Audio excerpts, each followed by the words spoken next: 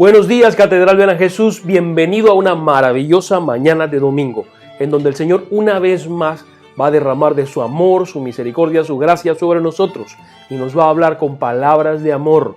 El Señor está hablando alto y claro a todas las iglesias del mundo, de la cual Catedral Ven a Jesús no es la excepción. Nos está hablando alto y claro de que estamos viviendo los últimos tiempos, de que estamos viviendo tiempos peligrosos, pero también los mejores tiempos. Estamos viviendo tiempos de persecución, pero también estamos viviendo tiempos de avivamiento. Estamos viviendo tiempos de pandemia, pero también estamos viviendo tiempos de sanidad. O sea, hay una dicotomía en todo esto, pero el Señor quiere que de todo nosotros tomemos lo mejor, porque a los que aman a Dios, todas las cosas les ayudan a bien.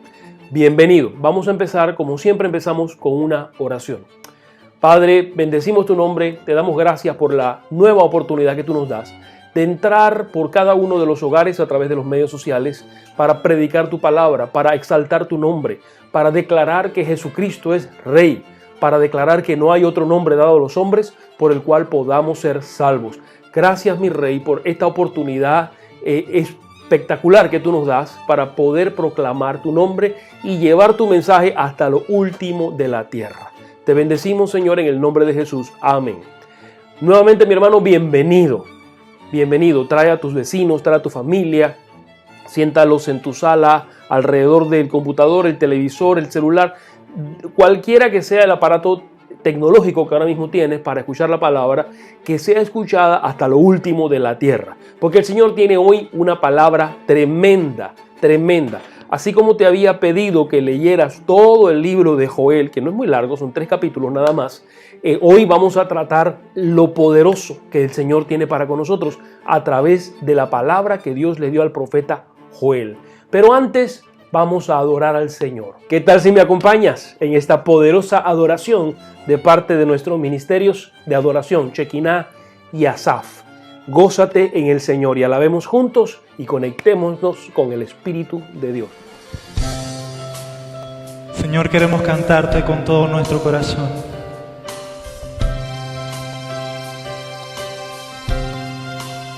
Te alabamos, Rey.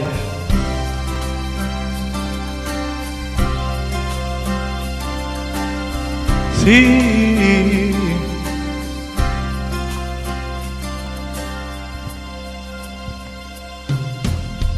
Por mucho tiempo busqué una razón de vivir, y en medio de 1000 preguntas tu amor me respondió. Ahora veo la luz y ya no tengo temor. Tu reino vino a mi vida y ahora vivo para ti. Cantaré de tu amor, rendiré mi corazón ante ti. Tú serás mi pasión y mis pasos se guiarán por tu voz, mi Jesús y mi Rey. De tu gran amor cantaré. Por mucho tiempo busqué una razón de vivir, y en medio de 1000 preguntas tu amor me respondió. Ahora veo la luz y ya no tengo temor. Tu reino vino a mi vida y ahora vivo para ti.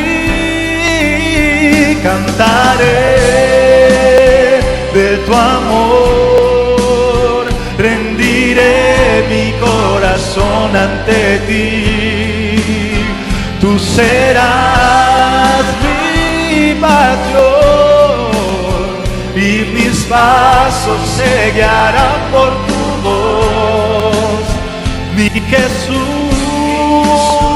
y mi Rey, de tu gran amor cantaré, cantaré de tu amor, rendiré mi corazón ante ti.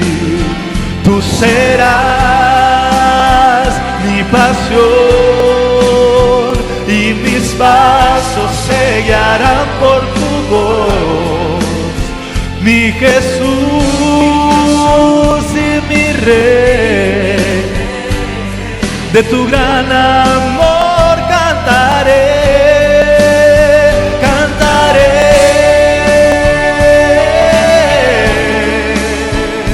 Cantaremos de tu amor, Señor. Cantaré por siempre y para siempre de tu corazón. Dígaselo al Señor, cantaré, cantaré de tu amor. Rendiré mi corazón ante ti. Tú serás mi pasión y mis pasos se guiarán por tu voz. Mi Jesús y mi Rey, de tu gran amor cantaré, cantaré de tu amor, rendiré mi corazón ante ti. Tú serás mi pasión y mis pasos se guiarán por tu voz. Mi Jesús y mi Rey, de tu gran amor cantaré. Mi Jesús y mi Rey, de tu gran amor cantaré. Mi Jesús y mi Rey, de tu gran amor cantaré.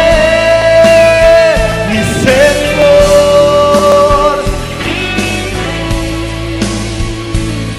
de tu gran amor cantaré. Mi Señor,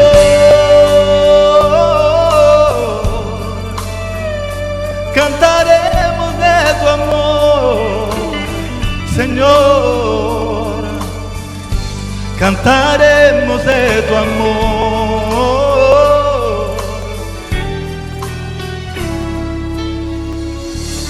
Sí. Poderosa adoración. Ahora vamos a ir directamente a la palabra de Dios. La palabra de hoy la he titulado Servimos a un Dios misericordioso. Abre tu Biblia en el libro de Joel, capítulo 2, versículos del 12 al 14, que dice así. Por eso pues, ahora dice Jehová, convertíos a mí con todo vuestro corazón, con ayuno y lloro y lamento.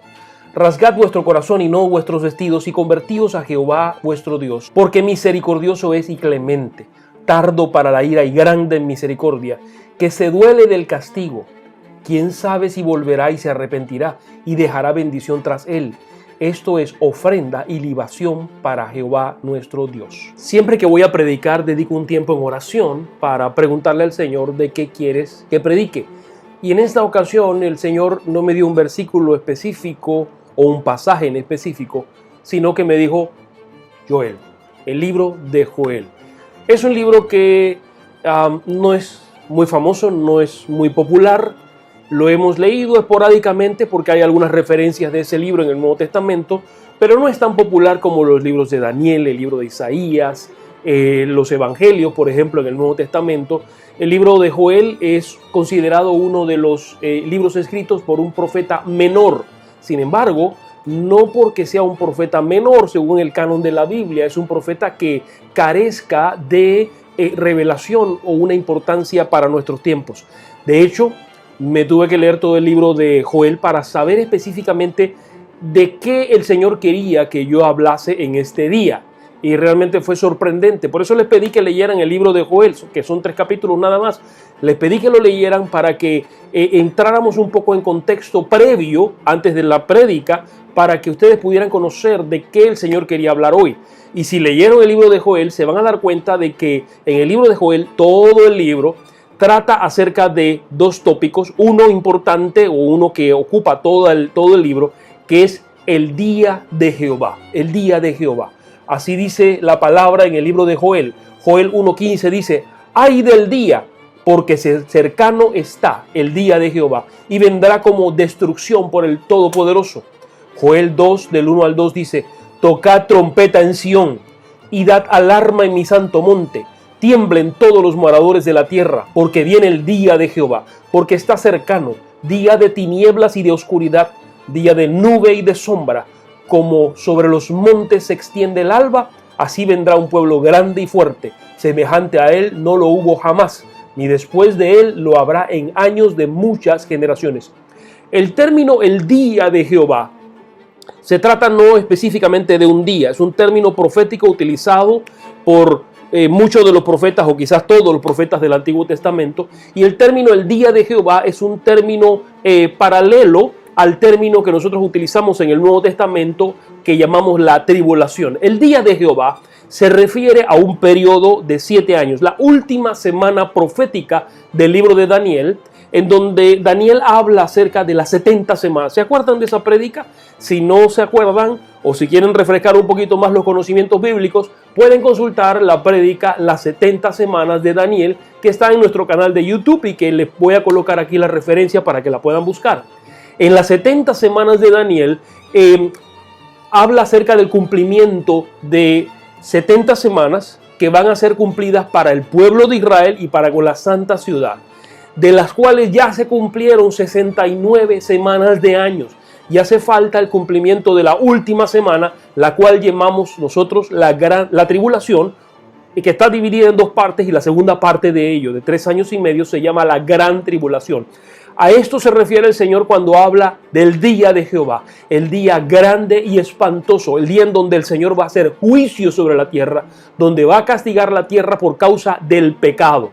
Ahora, mis hermanos, si nosotros leemos los libros proféticos del Antiguo Testamento, si nos leemos la Torá, el Pentateuco, si nos leemos algunas otras porciones de la Biblia sin tener el discernimiento correcto, podemos llegar a la conclusión de que servimos a un Dios airado, de que servimos a un Dios que no se compadece de sus hijos, que siempre está lanzando juicios a la tierra y que ha prometido destruir la tierra por causa de sus caprichos. Pero en realidad no es así. Nosotros servimos a un Dios misericordioso. Todo el libro de Joel, o casi todo el libro de Joel, se trata acerca de la venida de este día, el día grande y espantoso, el día de Jehová, el día de la ira. Pero qué hermoso es el Señor, que el Señor no hace nada sin antes avisarlo a sus siervos los profetas. Dice aquí la palabra, Amós 3:7, porque no hará nada Jehová el Señor sin que revele su secreto a sus siervos los profetas. Entonces, otra de las cosas que nos habla el libro de Joel es acerca de la misericordia de Dios. Abre tu Biblia en el libro de Joel, capítulo 2, versículos 12 al 14, que dice: por eso pues, ahora, dice Jehová, convertíos a mí con todo vuestro corazón, con ayuno, lloro y lamento. Rasgad vuestro corazón y no vuestros vestidos, y convertíos a Jehová vuestro Dios, porque misericordioso es y clemente, tardo para la ira y grande en misericordia, y que se duele del castigo. Quién sabe si volverá y se arrepentirá y dejará bendición tras él. Esto es ofrenda y libación para Jehová nuestro Dios.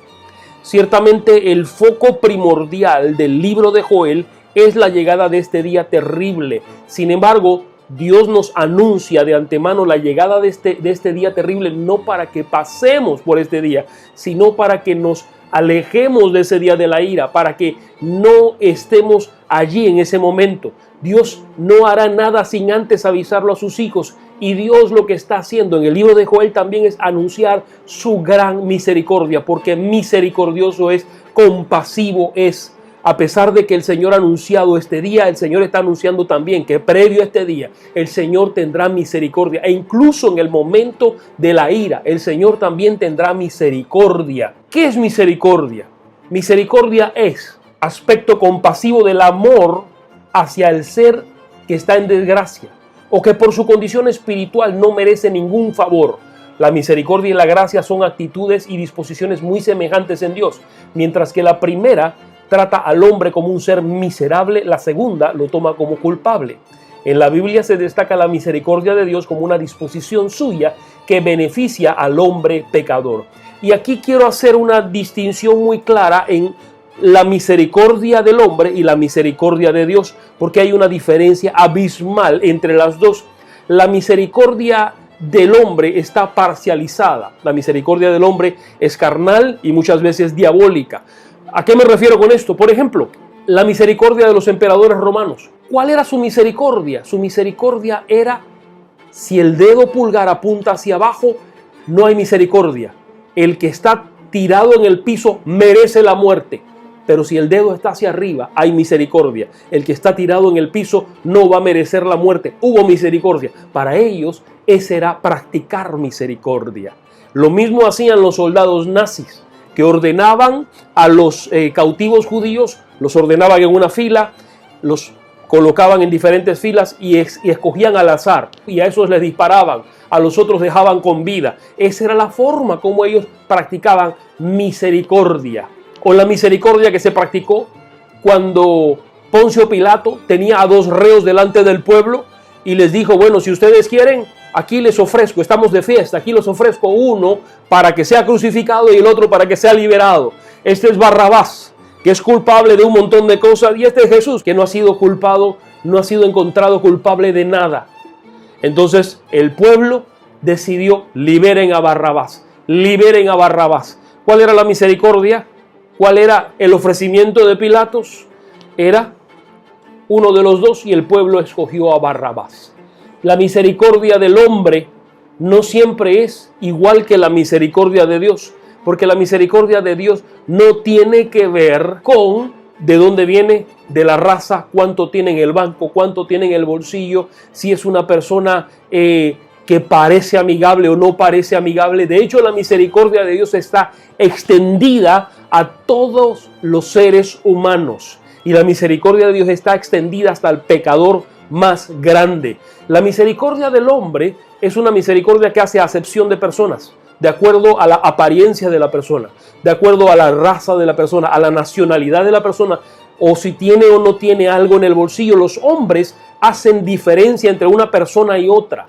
Pero el Dios al cual nosotros servimos no hace acepción de personas. Y eso lo demostró con su Hijo Jesucristo, quien es Dios también, cuando vino a la tierra. Jesús no hizo acepción de personas. Jesús iba salvando aún hasta el más grande pecador. En la cruz del Calvario, Jesús estaba crucificado al lado de dos ladrones que sí habían cometido delitos. Jesús no había cometido delito alguno, pero en la cruz del Calvario, esos ladrones le hablaron a Jesús. Uno pidió misericordia y el otro blasfemó. El que pidió misericordia recibió misericordia de parte de Jesús. O sea que todavía en las últimas horas de su vida, Jesús estaba extendiendo su misericordia para con los seres humanos. Y después de muerto, después de resucitado, todavía sigue extendiendo su manto de misericordia para con los seres humanos. ¿Qué quiero decirte acerca de la misericordia de Dios? La misericordia de Dios se extiende hasta los ladrones, corruptos, prostitutos, todo tipo de pecador, no importa cuál sea el pecado, asesinos seriales, se han salvado por causa de la misericordia de Dios. Aquellas personas que según nuestro concepto no tienen salvación, aquellas personas que según nuestro concepto merecen el mismísimo infierno, han recibido salvación por causa de la misericordia de Dios. Dios no hace acepción de personas. No importa si sea el asesino múltiple peor que haya habido en la tierra. No importa si haya sido un dictador. No importa si haya sido un hombre terrible o un recaudador de impuestos o haya sido un pescador de Galilea. No importa cuál sea el pecado que haya cometido la persona. La misericordia es gratuita y está accesible a todo el ser humano. A su nombre. La misericordia de Dios tiene como objetivo alcanzar aquello que para el hombre es inservible, aquello que el hombre consideró basura, desechable, pero que Dios lo considera todavía precioso. Son sus hijos. La misericordia de Dios está accesible para todo el ser humano. La misericordia que Dios nos enseña y que está disponible en la Biblia es la siguiente. Acompáñame en tu Biblia, en los siguientes versículos. Mateo 18:27, que dice así: el Señor de aquel siervo, movido a misericordia, le soltó y perdonó la deuda. No voy a hablar acerca de este pasaje en profundidad, pero aquí vemos una persona practicando no la misericordia que es carnal, que es diabólica, como ya les dije, como la misericordia que practicaban los emperadores romanos o los nazis u otras personas en el mundo, sino la misericordia que Dios hubiera practicado, como la misericordia del buen samaritano en Lucas 10:33, que dice: pero un samaritano que iba en camino vino cerca de él y viéndole fue movido a misericordia. ¿Recuerdan la historia del buen samaritano? Que había una persona a la cual habían robado y habían herido y estaba esa persona tirada en el piso, y pasaron por allí personalidades, pasaron sacerdotes, pasaron personas de buen proceder. Sin embargo, ninguna de esas personas se detuvo en el camino, solamente un samaritano. Y se entiende por la parábola que estas personas tenían conflicto. Los judíos y los samaritanos no se hablan entre sí. Eso lo entendemos por la historia de Jesús y la samaritana en el pozo de Jacob, que leemos en Juan 4. Pero ahora nos encontramos con un samaritano que bien pudo haber pasado de largo, porque era un judío, y los judíos y samaritanos no se hablaban entre sí. Él bien pudo haber pasado de largo, pero el samaritano fue movido a misericordia.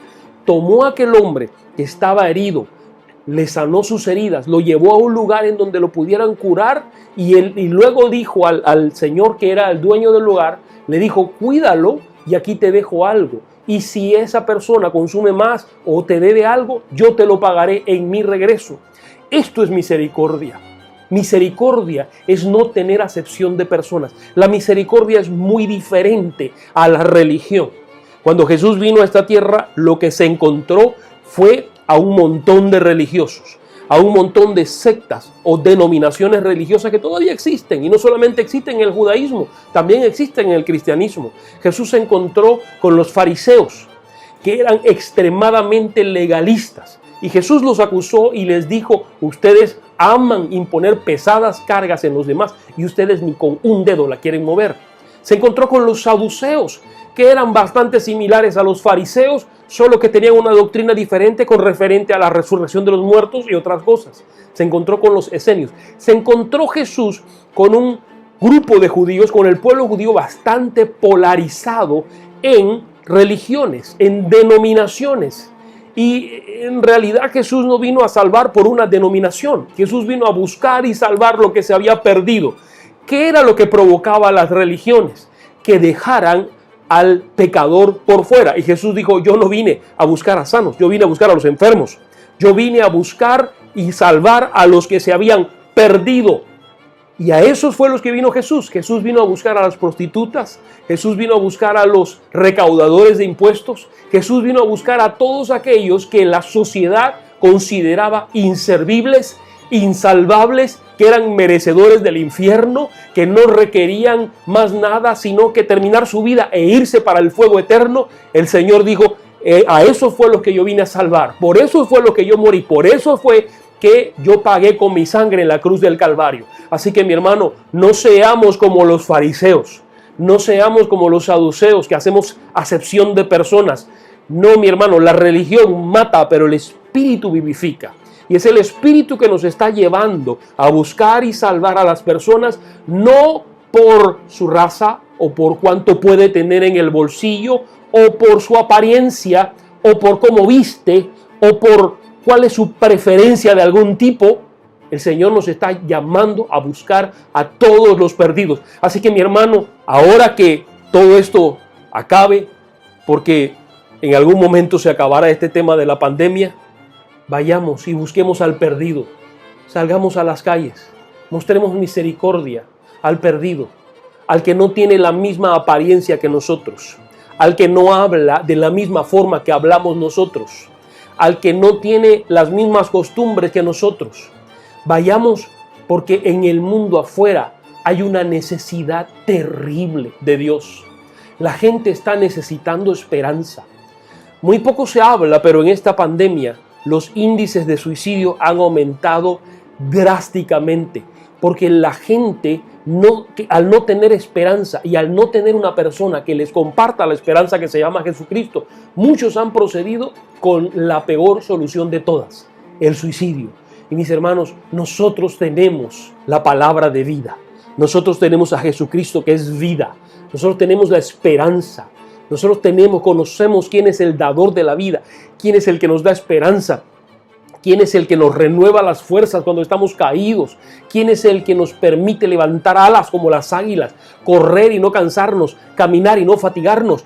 Ese se llama Jesucristo. Así que mi hermano, vayamos por las calles ofreciendo el amor de Cristo, sin importar a quién se lo estás ofreciendo, sin importar si se lo estás ofreciendo a un mendigo en la calle, o a un diputado en la asamblea, o al presidente de la república, o a un empresario.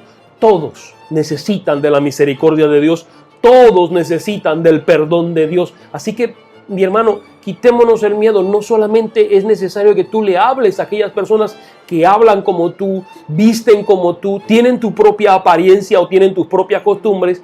Vayamos, mi hermano, y hablemos y hagamos la gran comisión. Vamos y prediquemos el evangelio a toda criatura en el mundo entero. ¡A su nombre! Pero hay algo aún más lindo con la misericordia que se practica según los principios de Dios, y es que se devuelve. Mira, en estos días escuché una historia impresionante. Un militar judío durante la primera intifada palestina, que fue una revolución palestina, fue gravemente herido y queda tendido en el suelo a orillas de la calle. Si no recibe ayuda, pronto se desangrará y morirá. Otro compatriota suyo judío viene pasando con su auto en ese momento y ve al soldado caído a la orilla de la calle sangrando. Este hombre decide detener su auto para ayudar al soldado, al cual mete en su auto y lo lleva al hospital más cercano. Decide esperar en la sala de espera mientras el militar es atendido, pero sus heridas son tan graves que los doctores demoraron más del tiempo que él tenía estipulado, así que se fue del hospital sin saber en qué condiciones había quedado el soldado. Poco tiempo después llega la familia del soldado al hospital y los doctores les dicen que su hijo fue intervenido, pero que se va a recuperar. Su hijo vivirá gracias a que lo trajeron a tiempo al hospital. La familia decide buscar a aquel buen samaritano que trajo a su hijo al hospital, pero la búsqueda fue infructuosa. La mamá del soldado, que era dueña de una tienda, mandó a hacer carteles y los pegó por toda la tienda y en los alrededores de su ciudad, buscando a aquel benefactor, pero nunca apareció. Un año después, la madre del hombre que salvó al soldado visitó la ciudad donde ocurrieron los hechos y entró en una tienda. Ella leyó los carteles que todavía estaban colgados en las paredes y las columnas de la tienda y reconoció que estaban hablando de la hazaña de su hijo. Esta señora se aproximó a la dueña de la tienda y le preguntó quién había colocado esos carteles. Pero mientras preguntaba, reconoció a la señora de la tienda y le dice: ¿usted no me recuerda?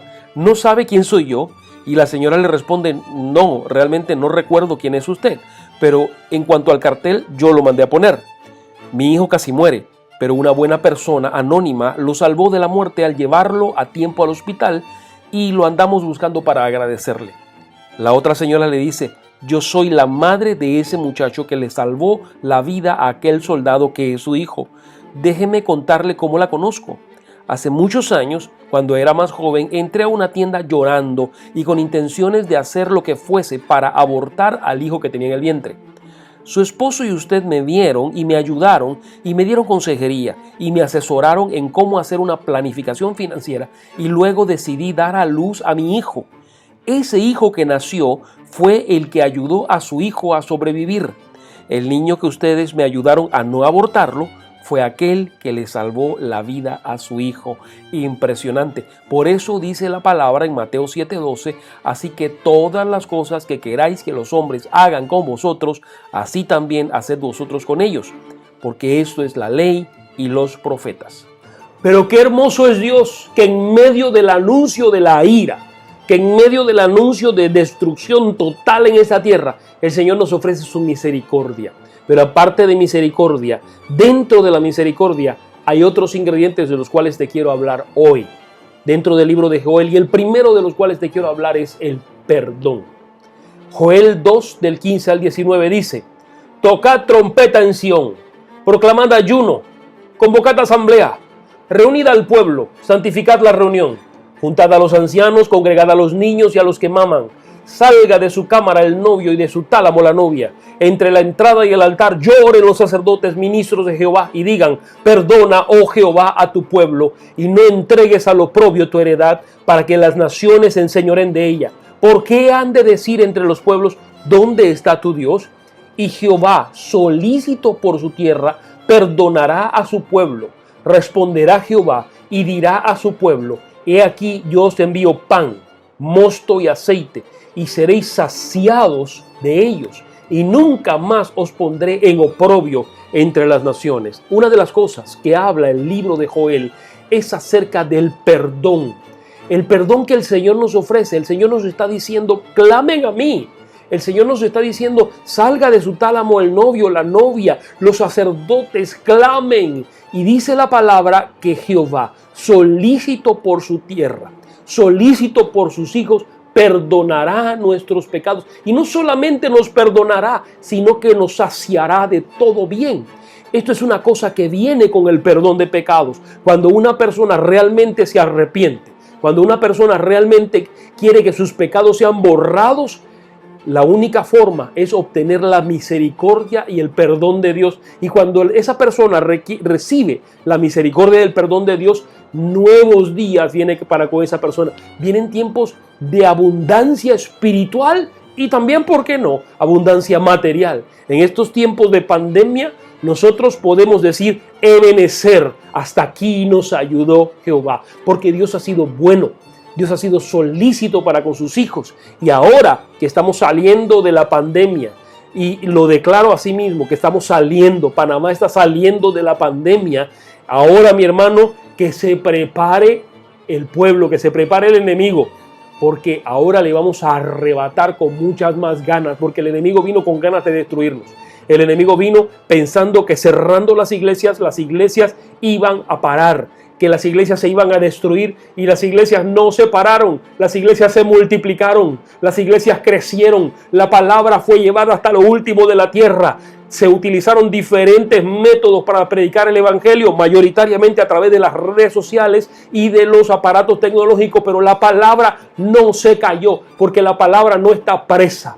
Los templos estaban cerrados, pero la palabra se seguía predicando. Y ahora que los templos abren, oh mi hermano, esto lo que viene es tremendo, poderoso, porque el Señor será solícito de su tierra y habrá abundancia de vino, abundancia de aceite, abundancia de todo bien, y el Señor nos saciará, porque el pueblo vendrá y se arrepentirá. A su nombre. Otra de las cosas que nos habla el libro de Joel es de restauración. ¿Qué tal si me acompañas a la Biblia? En el libro de Joel, capítulo 2, versículos 21 al 27, dice así: tierra, no temas, alégrate y gózate, porque Jehová hará grandes cosas. Animales del campo, no temáis, porque los pastos del desierto reverdecerán, porque los árboles llevarán su fruto, la higuera y la vid darán sus frutos. Vosotros también, hijos de Sión, alegraos y gozaos en Jehová vuestro Dios, porque os ha dado la primera lluvia a su tiempo, y hará descender sobre vosotros lluvia temprana y tardía como al principio. Las eras se llenarán de trigo, y los lagares rebosarán de vino y aceite, y os restituiré los años que comió la oruga, el saltón, el revoltón y la langosta, mi gran ejército que envié contra vosotros. El Señor está anunciando juicio, pero también está anunciando misericordia, perdón, y ahora te está anunciando restauración. Estoy seguro que en este tiempo de pandemia has perdido muchísimas cosas. Hay personas que han perdido sus trabajos, han perdido sus fuentes de ingreso, han perdido sus empresas, sus negocios, ya sean medianas, pequeñas, grandes empresas. Pero sobre todo hay personas que han perdido seres queridos, que han perdido personas por causa de este virus que ha azotado al mundo. Hemos perdido muchísimo y el Señor te está diciendo: yo te voy a restaurar. Y tú dirás: ¿cómo es posible que me pueda restaurar? Es posible que me pueda restaurar un trabajo que perdí. Es posible que me pueda restaurar una empresa. Pero ¿cómo es que me va a restaurar aquel ser que perdí, que ya se murió, que ya se fue, que no está aquí, que lo estoy llorando todavía, que no puedo entender cómo esto ocurrió tan rápido, que no puedo entender cómo el Señor sí me ama, cómo me ha quitado la persona que compartía conmigo, cómo me ha quitado a mi hijo, a mi esposo, a mi abuela, cómo ha ocurrido así? Pero el Señor te está diciendo ahora: yo te voy a restaurar, yo te voy a restaurar, yo te voy a devolver los años que se comió la oruga, el saltón, el revoltón y la langosta. El Señor no solamente te está prometiendo que te va a devolver, que va a hacer reverdecer tu desierto, sino que te va a devolver el gozo. El gozo por causa de esa partida, el gozo por causa de esa muerte, el gozo por causa de esa pérdida del empleo, o porque te quebró el negocio, o porque se acabaron las fuentes de ingreso. El Señor te dice: yo te voy a hacer reverdecer, pero simplemente tienes que tener fe en el Señor. La palabra de Dios dice: las eras se llenarán de trigo y los lagares rebosarán de vino y aceite. El Señor te está prometiendo en la palabra restitución y te está diciendo: se volverá a llenar lo que se había vaciado, volverá a reverdecer el desierto, lo que se había secado, en donde ya no quedaban árboles, donde ya no quedaba hierba, donde ya no quedaban flores. El Señor te está diciendo: reverdecerá, se volverá a llenar. Ciertamente todos hemos perdido en esta pandemia. Algunos han perdido empleos, otros han perdido finanzas, han perdido empresas, otros han perdido, lo más importante, seres humanos, personas, familiares suyos, amigos suyos, que se han perdido en esta pandemia por causa del virus. Y el Señor te está diciendo: yo os restituiré lo que se comió la oruga, el saltón, el revoltón y la langosta. Ciertamente muchos van a recibir restitución de empleos, de finanzas, de empresas. Lo que se había secado, Dios lo va a hacer reverdecer. El gozo de saber que el Señor no se ha olvidado de ti. El gozo de saber que el Señor conoce tu dolor y el Señor va a cambiar tu lamento en danza. El Señor va a estar derramando un óleo de gozo sobre tu cabeza para que tú te goces, para que tú recibas esa restitución. El Señor te va a restituir. Y además la palabra de Dios dice: comeréis hasta saciaros y alabaréis el nombre de Jehová vuestro Dios, el cual hizo maravillas con vosotros, y nunca jamás será mi pueblo avergonzado. Y conoceréis que en medio de Israel estoy yo, y que yo soy Jehová vuestro Dios, y no hay otro, y mi pueblo nunca jamás será avergonzado. Lo que el Señor está prometiendo aquí es restitución. Lo que el Señor está prometiendo aquí es tiempos de bendición. Mira tú lo que el Señor está hablando. En medio del juicio, en medio del anuncio del juicio, el Señor está diciendo: yo también voy a traer tiempos de misericordia para contigo. Voy a traer tiempos de gracia, tiempos de perdón y también tiempos de restitución. Nuestro Dios es misericordioso. Servimos a un Dios misericordioso. A su nombre. Y por último, el Señor también está anunciando en este libro de Joel tiempos de avivamiento. Sí, avivamiento. En medio del anuncio del juicio, el Señor está anunciando que se abren los cielos. Busca en tu palabra Joel 2, 28 al 32. Dice así: y después de esto derramaré mi espíritu sobre toda carne, y profetizarán vuestros hijos y vuestras hijas. Vuestros ancianos soñarán sueños, y vuestros jóvenes verán visiones. Y también sobre los siervos y sobre las siervas derramaré mi espíritu en aquellos días, y daré prodigios en el cielo y en la tierra, sangre y fuego y columnas de humo. El sol se convertirá en tinieblas y la luna en sangre, antes que venga el día grande y espantoso de Jehová. Y todo aquel que invocar el nombre de Jehová será salvo, porque en el monte de Sión y en Jerusalén habrá salvación, como ha dicho Jehová. y entre el remanente al cual Él habrá llamado. Mira lo que dice aquí la palabra del Señor, que antes que venga el día grande y espantoso de Jehová, el Señor está prometiendo un derramamiento de su Espíritu Santo. Quizás tú sepas de que este pasaje fue referenciado, hay una referencia de este pasaje en el libro de Hechos, cuando Pedro se levanta siendo lleno del Espíritu Santo y declara delante de todos los judíos que están ahí escuchándolo esta profecía del libro de Joel. Y Pedro dice que esta profecía es por el cumplimiento de los días postreros. Si los días postreros eran a partir del derramamiento del Espíritu Santo, ¿cuánto más 2020 años después de que todo aquello ocurrió? Estamos ahora viviendo milenios después. Y el derramamiento de su Espíritu Santo no ha cesado de darse. Y el Señor ha prometido un avivamiento aún más intenso antes de que venga el día grande y terrible de Jehová. El Señor está prometiendo un derramamiento de su Espíritu. Y el Señor te utiliza como instrumento. El Señor utiliza instrumentos humanos, imperfectos, así como nosotros nos utiliza para poder llevar su palabra y poder conquistar el corazón de la gente. El Señor no quiere condenar a la gente. Él no vino para condenar a la gente, Él vino para salvarlos. Él vino para que las personas puedan ser salvas. El Señor no quiere que el hombre sea condenado y lanzado al infierno. Él desea que todos procedan al arrepentimiento. Hay personas que no entienden la misericordia del Señor, que no entienden cómo un Dios que se dice ser amor, que se dice ser compasivo, castigará la tierra con tanta dureza. Pero es porque aquellas personas que van a ser castigadas con dureza fueron las personas que decidieron que no iban a recibir el regalo de misericordia de Dios, lamentablemente. Y ahora es el tiempo de gracia, es el tiempo de la misericordia, es el tiempo para que tú y yo vengamos delante del Señor. Mi hermano, yo no sé cuál ha sido tu pecado. Yo conozco los míos y la lista es grande. Yo no sé cuál ha sido tu pecado.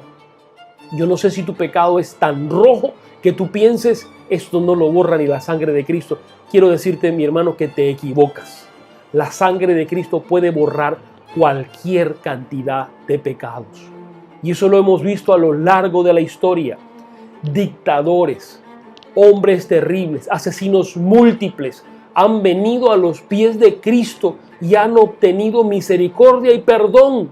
Sus pecados han sido lavados sin importar si hayan sido rojos como el carmesí, como blanca lana, han venido a ser emblanquecidos. Si tú no eres asesino múltiple, si tú no has sido dictador, genocida, entonces la misericordia también te alcanza a ti. Si los alcanzó a ellos, también te alcanzará a ti. Yo no sé cuál sea tu pecado. Ahora ven y alcanza la misericordia de Dios. Pídele perdón a Cristo. En este momento quiero invitarte a que te entregues por completo a Cristo. No te entregues a una religión. No te entregues a algo que te va a esclavizar a más, porque para libertad vino Cristo. Entrégate a Cristo para que sea Él quien rompa tus cadenas, quien desbarate esa esclavitud, aquello que te ha tenido atado durante mucho tiempo y que no te permite seguir adelante. Rómpelo, desbarata con eso ahora mismo e entrégale tu vida a Cristo. Cierra tus ojos ahora y vamos a hacer una oración. Y repite conmigo esta oración. Amado Dios, ahora vengo delante de ti, reconociendo que soy un pecador, reconociendo que he desobedecido. Yo creo en ti, Jesús. Creo en tu misericordia. Creo en tu perdón. Creo en tu salvación. Ahora te entrego mi corazón. Tú moriste por mí en una cruz, pero Dios te levantó de los muertos al tercer día y has resucitado. Por eso te entrego mi corazón para que entres allí y me des una nueva vida. Cumple en mí, Señor, aquella restitución en donde tú dices que tú restituirás todo lo que se comió la oruga, el saltón, el revoltón y la langosta. Restituye, Señor, en mí, antes que venga el día grande y terrible. Gracias, Padre, porque me permites escapar de ese momento que va a ocurrir en la tierra. Desde este momento me declaro salvo en el nombre de Jesús. Amén. Mi hermano, si le has entregado tu corazón a Cristo, nuevos días vienen para ti, tiempo de misericordia, tiempo en donde te va a arropar la gracia de Dios, tiempo de restitución, tiempo, mejores días para ti, vienen de ahora en adelante. Te quiero bendecir ahora y quiero, cerrar este servicio con una oración. Padre, gracias por anunciarnos, Señor, que vienen tiempos terribles, pero anunciarnos también que estamos en tiempo de misericordia, de gracia, de perdón, de restauración y sobre todo tiempo de avivamiento. Gracias, mi Señor, por este anuncio que tú nos das, por ser tan hermoso para con nosotros y por darnos esta palabra que atesoramos hoy. En el nombre de Jesús te oramos. Amén. Mi hermano, el Señor te bendiga, que tengas un lindo domingo.